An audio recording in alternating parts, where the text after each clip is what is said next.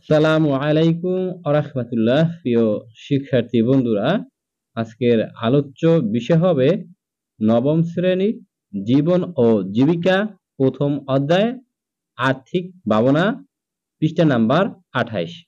এখান থেকে আমরা দেখব যে পারিবারিক বিনিয়োগ ব্যবস্থাপনার ধাপ ৫ যথাযথভাবে সম্পাদন করে তোমার অনুভূতি ব্যক্ত করো। তাহলে তার উত্তরটা আমরা এভাবে সাজাবো। উত্তর দিয়ে লিখবা তোমরা যে পারিবারিক বিনিয়োগ ব্যবস্থাপনার ধাপ ৫ যথাযথভাবে সম্পাদন করে আমার অনুভূতি ব্যক্ত করা হলো। আমরা এর আগে যে তোমার কাজ ৫ করছি ছক পূরণ, সেইখান থেকে ১.৫ যে ছক পূরণ করছি সেখান থেকে আমাদের কিন্তু এই পারিবারিক যে বিনিয়োগ ব্যবস্থাপনার ধাপ ৫ এখান থেকে আমাদের যে অনুভূতি এটা ব্যক্ত করতে হবে।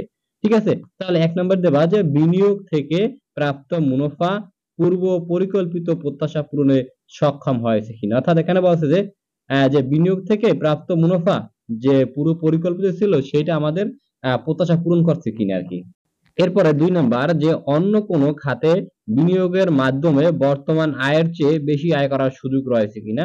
মানে বলছে তোমরা যে খাতে বিনিয়োগ করছো এর আগে ওই খাতের চেয়ে যে বর্তমান যে খাতে বিনিয়োগ করতে চাও সেখানে এর থেকে বেশি আয় করার সুযোগ আছে কিনা।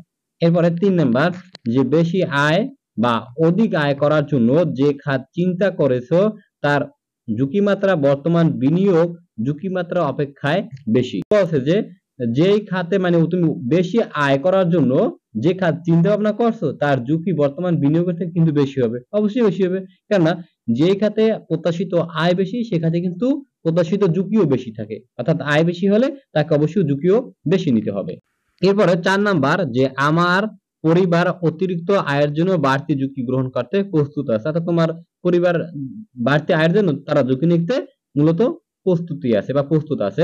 ৫ নাম্বার বলছে যে বর্তমান খাত থেকে বিনিয়োগ তুলে নেয়ার ক্ষতি পুষিয়ে নতুন খাতে বিনিয়োগ লাভজনক হবে। এটা তোমরা আশা করি সবাই বুঝতে পারছো। প্রিয় শিক্ষার্থীরা, পারিবারিক বিনিয়োগ ব্যবস্থাপনা ধাপ ৫ এখানেই তার সমাধান শেষ হচ্ছে। পরবর্তীতে আবার তোমাদের ২৯ পৃষ্ঠার যে সমস্যা আছে সেইগুলো নিয়ে হাজির হব। ততক্ষণে তোমরা সুস্থ থাকো, ভালো থাকো। আল্লাহ হাফেজ।